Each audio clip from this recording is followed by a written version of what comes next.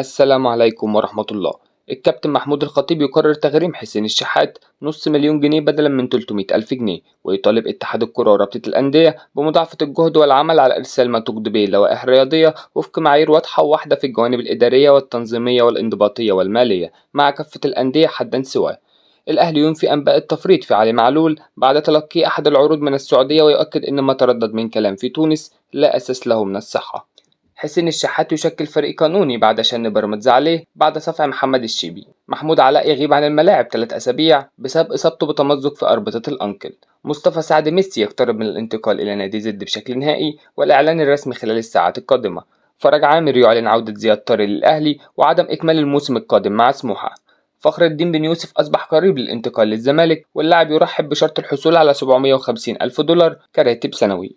أحمد شوبير: تواصلت مع بعض المسؤولين في نادي النصر السعودي خلال الساعات الماضية وأبلغوني أن محمد الشناوي هو أحد اختياراتهم لتدعيم حراسة المرمى، وهناك مسؤول على تواصل مع الشناوي وطلب الشناوي بالصبر لمعرفة موقف الحراس الأوروبيين. مصدر مسؤول بالأهلي بعد تصريح باهر المحمدي لاعب الإسماعيلي بأنه لن يلعب في الأهلي طوال حياته: نحن لسنا في حاجة للتعاقد مع لاعبين لدينا أفضل منهم بمراحل في قطاع الناشئين. أحد الصحف المغربية يحيى عطية الله لاعب الوداد المغربي بات قريبا جدا من ارتداء قميص الأهلي في صفقة انتقال حر بعدما أنهى عقده مع الوداد. اتحاد الكرة يفتح باب القيد أمام الأندية ابتداء من 27 يوليو الجاري حتى 14 سبتمبر المقبل.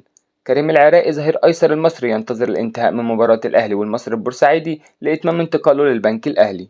رضا سليم يصل القاهرة يوم الجمعة لإجراء الكشف الطبي وتقديمه لاعبا للأهلي. محمد معروف حكم لمباراة الأهلي والمصري البورسعيدي اليوم. بعد تحقيق كأس الرابطة مع سيراميكا كليوباترا، كابتن أيمن الرمادي مديرا فنيا للظفر الإماراتي.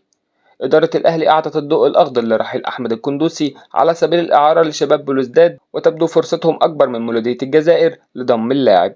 مصدر بالأهلي يؤكد أن هناك حالة غضب شديدة على الكابتن محمود الخطيب بسبب قيام حسين الشحات لاعب الفريق بسب الدين في واقعة محمد الشيبي، لكن لم تصل الأمور إطلاقا لعرض اللاعب للبيع مثلما ذكر البعض، وإن النادي سيساند اللاعب بعد العقوبة الموقعة عليه من قبل مدير الكرة سيد عبد الحفيظ، بالإضافة إلى اعتذاره بعد المباراة أو على صفحته الشخصية.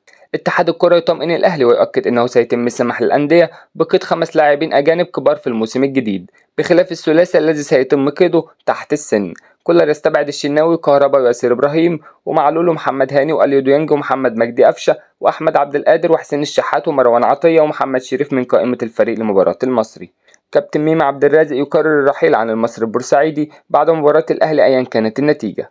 اتحاد الكرة يؤكد أنه لا يجوز لأي نادي شراء لاعبين إلا في حدود الميزانية المقدمة من النادي في ملف التراخيص في الموسم الجديد، وأنه لا يجوز لأي نادي إعارة أكثر من 7 لاعبين خلال موسم واحد، ولا يجوز أيضا لأي نادي استعارة أكثر من 7 لاعبين خلال الموسم، ولا يجوز إعارة أكثر من 3 لاعبين لنفس النادي، وإنه لن يسمح لأي مدرب بتولي أكثر من فريقين خلال الموسم، وخصوصا لو رحل هو بكامل إرادته. معتز محمد ومحمد زعلوك وأحمد أشرف وميدو نبيل وأحمد خالد كباكا ومحمد عبد الله سداسي الفريق الشاب يظهرون في مران الفريق الأول للاعتماد عليهم في مواجهة المصري البورسعيدي.